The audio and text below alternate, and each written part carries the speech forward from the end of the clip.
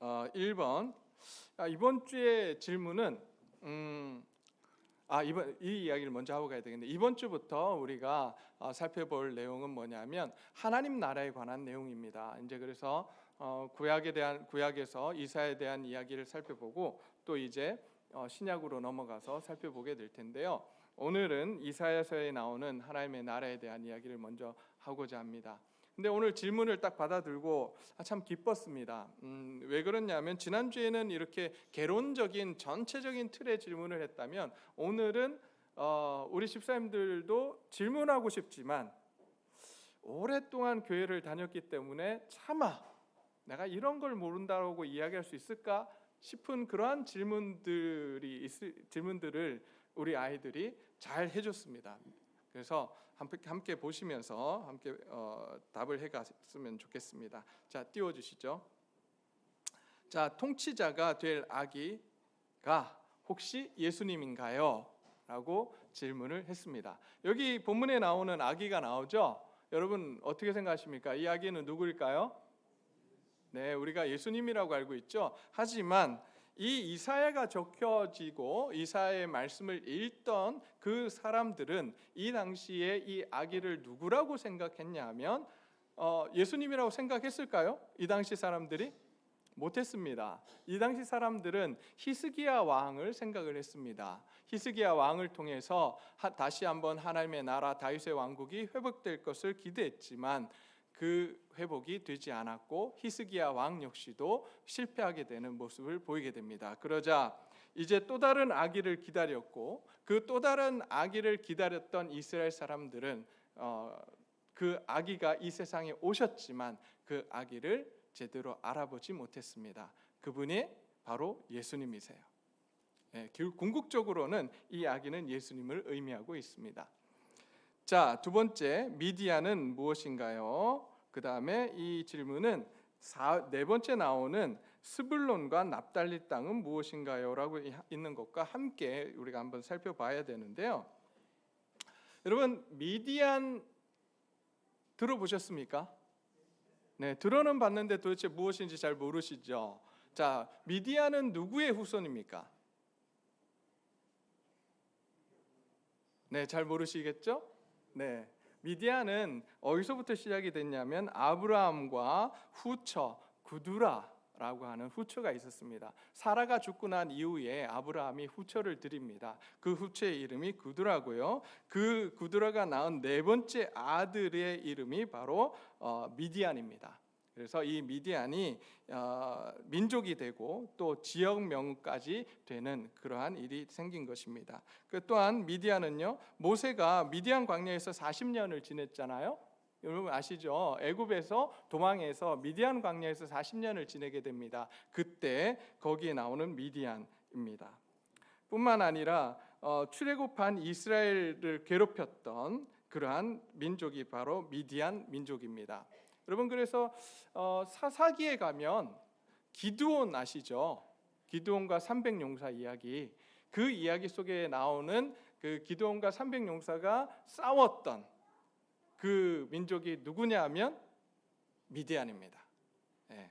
자, 그러면 스불론과 납달리 땅은 무엇입니까? 라고 되어 있습니다. 자, 스불론이라고 하는 것, 스불론도 역시 아들 사람의 이름입니다. 납달리도 마찬가지고, 여기는 아시겠죠? 여러분, 납달리와 스불론 누구의 아들입니까? 네, 야곱의 아들의 이름입니다. 그러면 누구의 야곱에게는 4명의 아내가 있었습니다. 2명의 아내와 2명의 이제 여종이 있었는데 그 여자들을 통해서 12명의 아들이 태어나게 됩니다.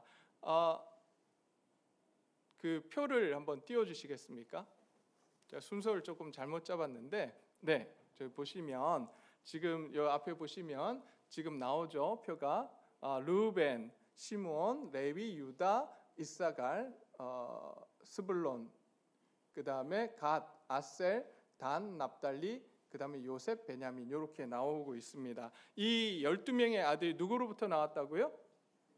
야곱으로부터 나왔고, 그 야곱의 12아들이 12지파가 되는 그러한 일이 생겼습니다. 레위 지파는 하나님께서 제사장 지파로 삼으셨기 때문에 이제 그 구별해서 레위 지파는 하나님의 일을 감당하게 되었고, 그래서 요셉에게서 에브라임과 므낫세 지파 이렇게 두 지파가 또 나오게 된 것을 보게 됩니다. 자, 그렇다면 지금 나왔듯이 스불론은 야곱과 레아 사이에게서 난 10번째 아들입니다. 10번째 아들.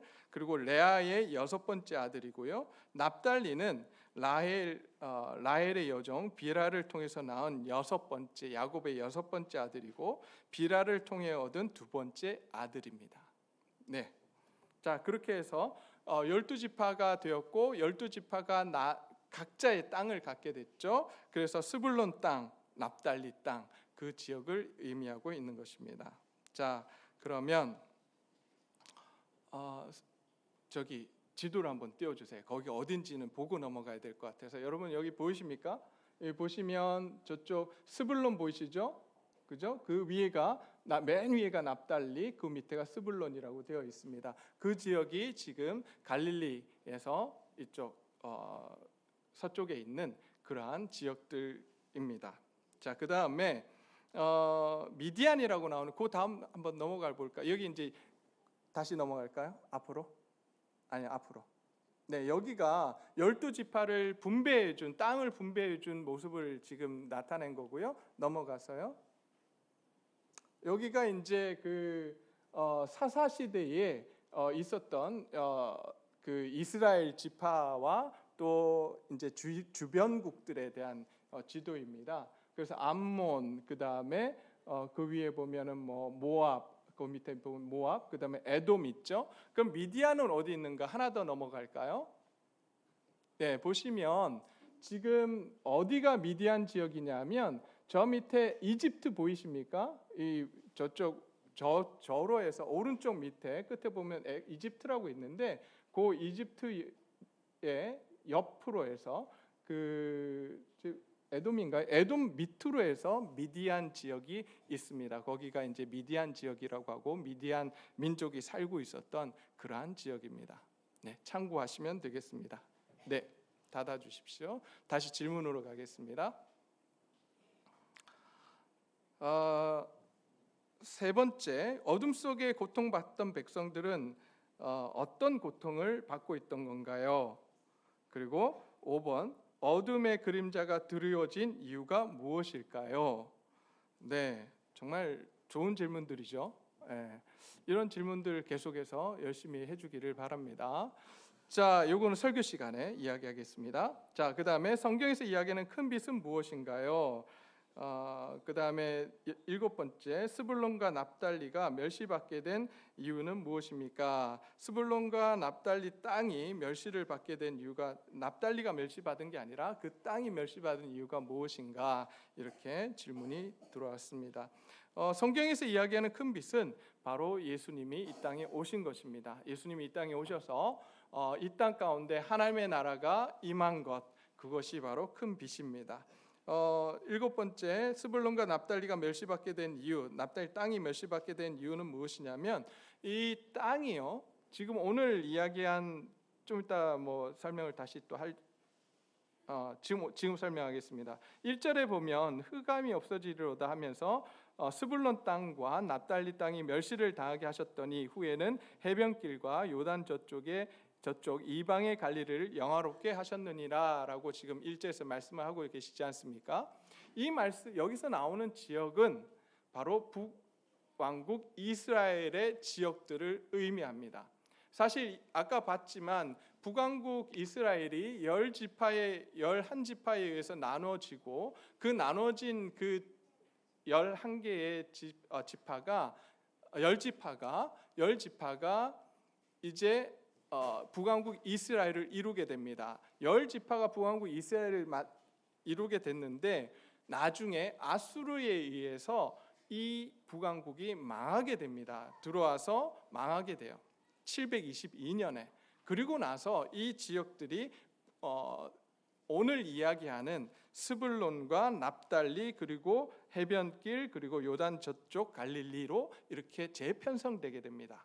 그래서 이방에 의해서 재편성된 지역, 북왕국 이스라엘을 의미하고 있는 거고요. 그렇게 멸시당하는 이유가 무엇이었는가? 이방에 의해서 아수르는요 굉장히 잔인한 민족이었습니다. 여러분 성경에서 바벨론과 아수르가 있고 아수르가 망하고 그다음에 바벨론이 나오는데요. 이 아수르 민족은요 굉장히 잔인했습니다. 한 민족을 말살시키기도 했고요. 또 이 사람들이 쓴 정책이 무엇이었냐면 이주 정책이었어요. 북왕국 이스라엘을 망하게 하고 그들을 그 땅을 이제 잡아먹고 나서는 그 땅에 사는 사람들을 다른 지역으로 보냅니다. 그리고 다른 지역에 있는 사람들 이곳으로 이주를 시켜요. 그래서 어떤 정책을 썼냐? 혼합 정책을 썼습니다. 민족성을 말살시키는 그러한 정책을 썼습니다. 그래서 사실 아수르에 의해서 멸망을 당한 북왕국 이스라엘은 이방 민족들이 들어와서 혼합되게 되는 상황이 되었습니다. 그래서 생겨난 나라가 사마리아예요. 그래서 유다 사람들은 사마리아를 지나가지도 않으려고 했던 이유가 뭐냐면 거기는 혼합되었고 또 거기는 이방 우상들이 많이 들어온 지역이다라고 해서 그 지역을 가지 않으려고 했던 그러한 역사적인 사실이 있습니다. 자, 사마리아의 기원까지 우리가 살펴봤는데요. 여기까지 하면 벌써 설교 다 한 것 같아요. 네, 자, 조금만 더 살펴보도록 하겠습니다. 오늘 이 본문을 보게 되면 흑암에 고통받는 흑암과 또 여기 보면 어떤 단어가 나오냐면 사망의 그늘이라는 단어가 나옵니다. 도대체 어떤 상황이었길래 지금 이사야는 이러한 이야기들을 하고 있을까? 흑암이라는 이야기를 하고 사망의 그늘이라고 하는 이런 이야기를 하고 있을까? 우리는 한번 생각을 해봐야 합니다. 이사야 선지자가 활동하던 시대가 언제일까요? 가만히 앉아서 설교 들으면 좋겠는데 자꾸 질문해서 괴롭히죠. 담임 목사 참 못됐어요, 그죠? 네. 근데 여러분 계속해서 생각하셔야 됩니다. 이게 우리가 생각해야 됩니다. 왜 이렇게 하나님이 말씀하고 계실까? 도대체 이 이사야서라고 하는 이 이사야서는 언제 적혀진 것일까? 시대적인 배경은 무엇인가? 이런 생각들을 우리가 한번 해봐야 되는데 1장 1절을 한번 가볼까요? 이사야서 1장 1절.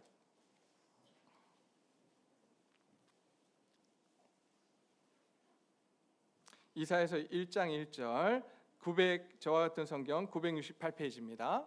1장 1절을 보게 되면 유다 왕 우시야와 요담과 아하스와 히스기야 시대에 아모스의 아들 이사야가 유다와 예루살렘에 관하여 본 계시라라고 말씀해 주고 있습니다. 그러면 이사야서는 이사야 선지자가 활동하던 시대는 언제냐 하면 언제 전에 어디서 활동했을까요?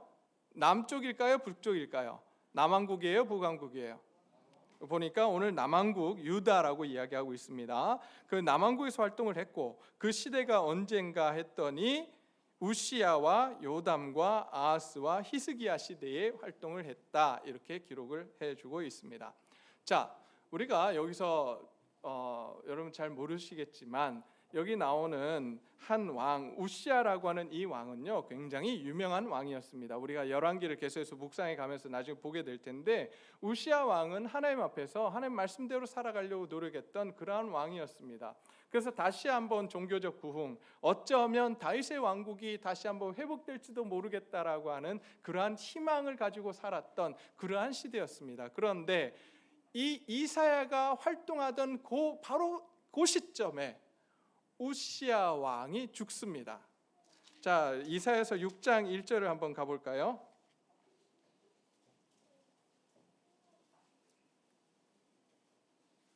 이사야서 6장 1절입니다. 저와 같은 성경 974페이지입니다. 우시야 왕이 죽던 해에 내가 본즉 주께서 높이 들린 보좌에 앉으셨는데 라고 되어 있습니다. 그러면서 하나님께서 이 이사야를 부르시고 이 이사야에게 말씀을 주시고 사명을 감당하게 하십니다. 이 죽음이 왜 그렇게 중요한가? 많은 사람들이 희망을 갖고 소망을 갖고 살았습니다. 이 우시야 왕을 통해서 다윗의 왕국이 회복될 거라고 생각했습니다. 그런데 이 우시야 왕이 죽었어요. 여러분, 사람에게 소망을 두고 그 사람을 통해서 다시 한번 놀라운 일들이 일어날 것이라고 기대를 하고 있었는데, 그 기대한 사람이 만약에 죽었다고 생각해 보십시오. 어쩌면 이순신 장군이 죽었을 때 그 죽음과 비슷하지 않았을까요? 그 이순신 장군이 어쩌면 계속해서 살아 있었더라면 역사가 어떻게 바뀌었을지, 사람들은 그 장군 한 사람을 바라보며 그 장군을 통해서 희망을 보고 살았던, 그런데 그가 죽었을 때 얼마나 그 옆에 있는 사람들이 힘들었을지, 오늘 그 이야기를 하고 있는 겁니다. 많은 사람들이 우시야라고 하는 놀라운 왕을 섬기며 왕과 함께 달려가고 있었는데, 그래서 다윗의 왕국, 다시 한번 하나님께서 그들에게 은혜를 주시며 놀라운 나라를 이룰 것이라고 생각을 했는데, 그가 죽어버려요. 허무하게 죽습니다. 사람들은 소망을 잃어버리고 희망을 잃어버렸습니다. 뿐만 아닙니다. 이제 열국들이 강성해지기 시작합니다. 보니까 아수르가 강성해지고, 이제 아수르에 의해서 이스라엘이 망하게 되는 일을 곧 이사야가 보게 될 것입니다. 그렇게 열방들이 이스라엘과 북왕국 이스라엘과 유다를 침략하던 그 시기, 국제적으로도 굉장히 어려웠던 시기, 그 시기에 소망을 가질 수 없었던 이스라엘 백성들, 거기까지면 참 얼마나 좋겠습니까? 그런데 사회적으로 보면 너무나도 암울한 시기였습니다. 약자들을 돌보고 그 약자들에게 하나님께서 함께 해주신 하나님의 은혜와 사랑이 그들에게 흘러가야 하는데, 그러한 일들이 그 사회 속에서 일어나지 않고 오히려 약자들을 탈취하고 억압하는 일들이 일어났던 시대. 그런지 안 그런지 어떻게 하냐고요? 1장을 한번 가볼까요? 이사야서 1장을 가면 16절 말씀입니다. 1장 16절. 너희는 스스로 씻으며 스스로 깨끗하게 하여 내 목전에서 너희 악한 행실을 버리고 행악을 그치고 선행을 배우며 정의를 구하며 학대받는 자를 도와주며 고아를 위하여 신원하며 과부를 위하여 변호하여 주라 하셨느니라. 하나님 왜 이런 말씀하실까요? 안 하니까. 그 시대에 과부와 고아를 괴롭히고 나그네를 괴롭히고 또한 학대받는 약한 자들, 사회적 약자들을 학대하는 그러한 시대였기 때문에, 정의와 공의는 없는 그러한 시대였기 때문에 이것을 행하라고 이야기를 합니다. 사회적으로 어두웠던 시대. 여러분, 어떤 시대가 살기 좋은 시대라고 이야기합니까? 부자들이 잘 사는 시대를 잘 사는 시대라고 이야기합니까? 아니잖아요. 부자들은 시대가 좋으나 경제가 좋으나 나쁘나 다 잘 삽니다. 그러나 우리가 원하는 세상은 서민들이 잘 사는 세상, 약한 우리들 같은 사람들이 편안하게 살아갈 수 있는 세상, 약하다고 해서 무시받지 않는 세상, 그런 세상을 우리가 좋은 세상이라고 이야기하지 않습니까? 그런데 이스라엘, 지금 이사야가 활동하던 이 시대가 그렇지 못했다라고 하는 거예요. 정치적으로, 국제정세도, 사회적으로, 거기다가 영적으로 더 심했던 시대. 영적으로는 얼마나 심했느냐? 그들이 우상을 섬기고 예배는 드리지만 형식적인 예배를 드렸던 시대. 다시 한번 이사야서 1장 한번 볼까요? 이사야서 1장 11절 말씀입니다. 여호와께서 말씀하시되 너희의 무수한 재물이 내게 무엇이 유익하뇨? 나는 순양의 번제와 살진 짐승의 기름에 배불렀고 나는 수송아지나 어린 양이나 수점새의 피를 기뻐하지 아니하노라. 내가 너희 앞에 보이러 오니 이것을 누가 너희에게 요구하였느냐? 내 마당만 밟을 뿐이라. 헛된 재물을 가져오지 말라. 분향함은 내가 가증히 여기는 바요 월삭과 안식일에 대회로 모이는 것도 그러하니 성회와 아울러 악을 행하는 것을 내가 견디지 못하겠노라.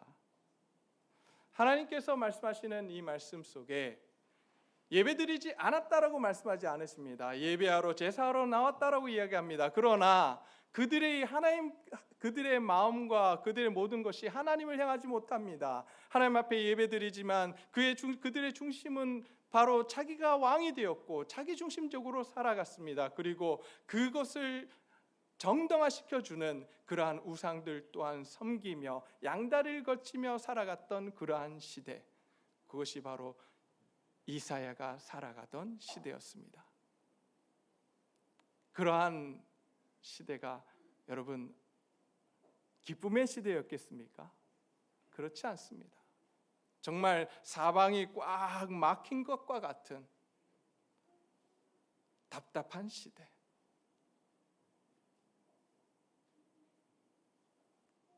고구마를 먹은 듯이 답답한 시대. 네. 웃자고 한 이야기인데 아무도 안 웃으시면, 그러한 시대에 하나님께서 지금 말씀을 하십니다. 어떤 말씀을 하시느냐? 흑암에 행하던 백성이 큰 빛을 보고 사망의 그늘에 거주하던 자들에게 빛이 비치도다. 여러분, 이 말씀을 딱 읽을 때 드는 생각이, 느낌은 무엇입니까? 생각은 무엇입니까? 하나님께서 지금 뭐 하시겠다고 하시는 거죠? 뭘 하시겠다고 이야기하시는 걸까요? 그들과 함께 하시겠다. 그들에게 가셔서 그들에게 소망이 되어 주시고 그들에게 다시금 하나님께서 그들을 통치해 주시겠다라고 지금 말씀을 하고 계시는 겁니다. 그들을 회복시키겠노라고 지금 말씀을 하고 계시는 것입니다. 어떻게요? 어떻게 그 어둠 가운데 있는 사람들이 회복되게 되는 것일까요? 그것은 다른 것이 아니라 이제 6절 말씀에 이렇게 되어 있습니다. 한 아기가 우리에게서 낳고 한 아들을 우리에게 주신 바 되었는데 그의 어깨에는 정사를 메었고 그의 이름은 기묘자라 묘사라 전능하신 하나님이라 영존하시는 아버지라 평강의 왕이라 할 것입니다 라고 말씀합니다. 하나님께서 이 땅에 한 아이를 보내시고 그 아이를 통해서 이 땅에 다시금 하나님의 나라가 임하도록 하시겠다라고 약속을 해주고 있습니다. 그 아이를 통해서 이 땅에 하나님이 통치하시겠노라고, 다시금 세상의 사람들이, 악한 영들이, 사단이 이 세상을 지배하고 통치하는 것이 아니라 하나님께서, 평화의 왕 되신 하나님께서 이 땅에 오셔서 내가 다시 통치하겠노라고, 그래서 너희 가운데 흑암이 있는, 고통이 있는 너희의 삶을 다시 한번 회복시켜 주시며 너희의 삶 가운데 희망과 소망을 주시겠노라고 지금 말씀하고 계시는 것입니다.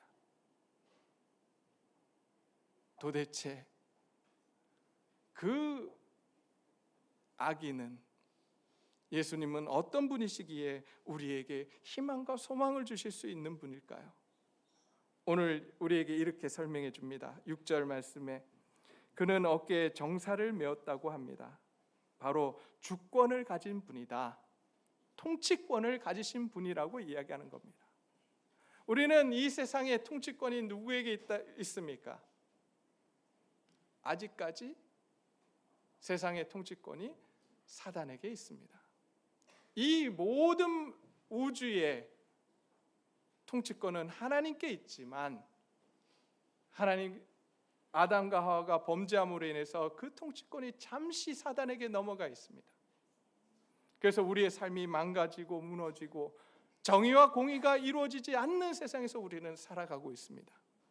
그런데 그러한 세상에 다시금 하나님께서 오셔서 이 세상을 다스리시겠노라고, 예수 그리스도가 이 땅에 오셔서 통치권을 가지신 예수님께서 오셔서 다시금 이 땅을 회복시키시겠노라고 말씀을 하십니다. 그래서 실제 이 땅에 오셔서, 여러분, 이 땅에 오셔서 하나님의 말씀을 따라서 이 땅을 다스리시죠. 그랬더니 어떤 일들이 일어났습니까? 예수님이 오시자 이 땅에 어떤 일이 일어났죠? 병자들이 고침을 받습니다. 여러분, 병이 고침을 받는다라고 하는 게 무엇을 의미하냐면 하나님께서 원래 창조하셨던 몸으로 회복시켜 주시는 거예요. 회복을 의미합니다. 하나님이 이 땅에 오시면, 하나님이 우리를 통치하시면 우리의 무너진 마음들, 우리의 심적으로, 여러분, 오늘날 우리의 마음이 얼마나 무너져서 살아가는지 모릅니다.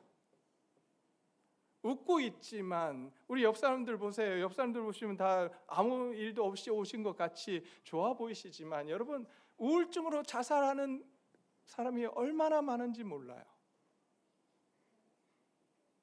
여러분, 우울증 그러니까 막 우울해, 인상이 우울하고 막 삶이 우울한 것 같이 그런 사람들이 우울증을 가진 것처럼 보이죠? 아닙니다.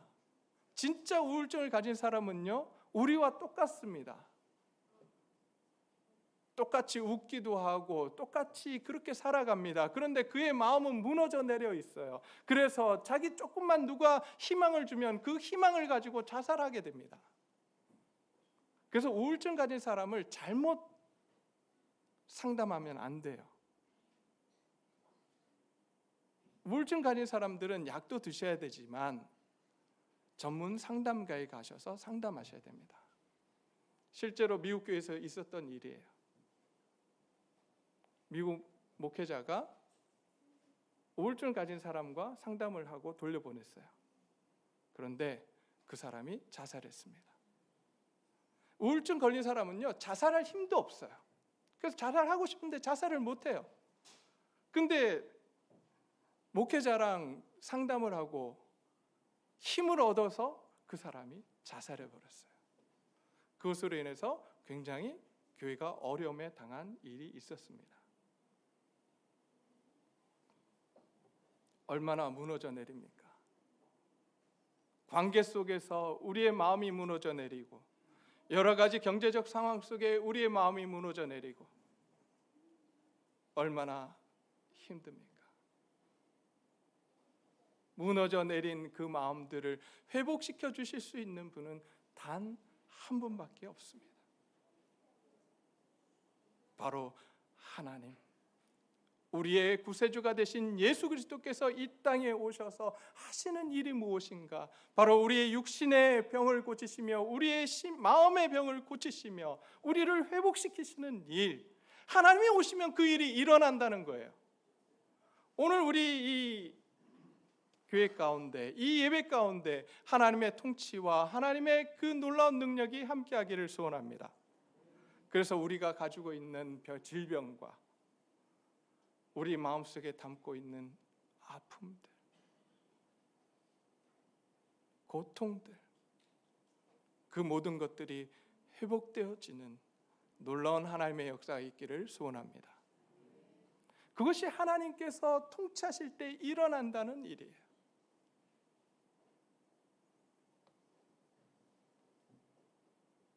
사단이 쫓겨나갑니다. 그 말이 무엇이냐? 더 이상 사단이 통치를 할 수 없다는 거예요. 오직 하나님 예수 그리스도께서 이 땅에 통치권을 갖고 오셨기에 이제 사단들은 물러갈 수밖에 없다는 걸 이야기를 하고 있는 거예요. 귀신을 내쫓는 것이 그냥 축사의 어떤 능력을 보여주시기 위해서 이야기하는 것이 아니라, 그것을 행하신 것이 아니라 하나님께서 오시면 사단이 우리를 감히 건드릴 수 없다라고 이야기하는 거예요. 우리의 능력이 있어, 우리가 능력이 있어서 사단이 우리를 건드리지 못하는 것이 아니라 누구의 능력요? 누구요? 예수님. 예수님이 우리와 함께 하시기에 사단이 우리를 건드릴 수 없는 거예요. 그러니 우리는 예수님과 함께 해야 합니다. 예수님의 통치 가운데 들어가야 합니다. 이 아이가 낳았는데 그 예수님은 통치권을 가졌고 그 이름은 기묘자라 모사라고 이야기합니다. 바로 놀라운 조언자라고 말씀을 하십니다. 인생을 살아가면서 여러분 정말 나에게 인생의 좋은 조언을 해줄 수 있는 사람을 만나는 것, 그것은 하나님이 주신 놀라운 복인 줄 믿으시기 바랍니다.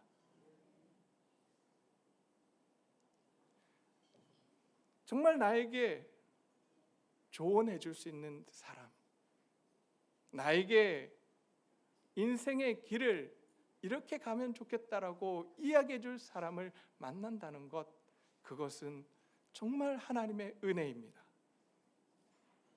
여기 계신 모든 분들이 그러한 만남의 축복을 받는 일들이 일어나기를 소원합니다. 그런데 사람도 중요하지만 그 사람보다 더 우리에게 놀라운 조언을 해주실 분이 누구인가? 누굴까요? 예수님이세요. 그분은 우리가 어떻게 살아가야 되는지, 우리의 인생의 방향들을 말씀해 주시고 우리와 동행하기를 원하시는 분, 그분이 바로 예수님이라고 말씀해 주고 계십니다. 뿐만 아니라 그분은 어떤 분이신가? 전능하신 하나님이라고 말씀하십니다. 능력이 없으신 분이 아니라, 능력에 제한이 있으신 분이 아니라 놀라운 능력을 가지신 분, 모든 일을 다 하실 수 있는 분, 그분이 바로 하나님이시고 예수님이라고 말씀을 해주고 있습니다. 그리고 영존하시는 아버지, 평강의 왕이라고 말씀을 하십니다. 그러기에 예수님께서 이 세상을 다스리시면 어떤 일이 일어나는가? 7절 말씀입니다. 그 정사와 평강의 더함이 무궁하며 또 다윗의 왕자와 그의 나라에 군림하며 그 나라를 굳게 세우고 지금 이후로부터 영원히 정의와 공의로 그것을 보존하실 것이라 라고 말씀합니다. 하나님이 다스리시면 그 다스림 가운데 들어가 있는 백성들에게 하나님은 정의와 공의로 다스리시며 우리에게 은혜와 사랑을 주시는 분, 그분이 바로 예수님이시며 그분이 바로 우리가 믿고 의지하는 하나님이시라고 말씀을 해주고 있습니다. 그러기에 이제 그분 앞으로 돌아오라라고 말씀하고 있습니다.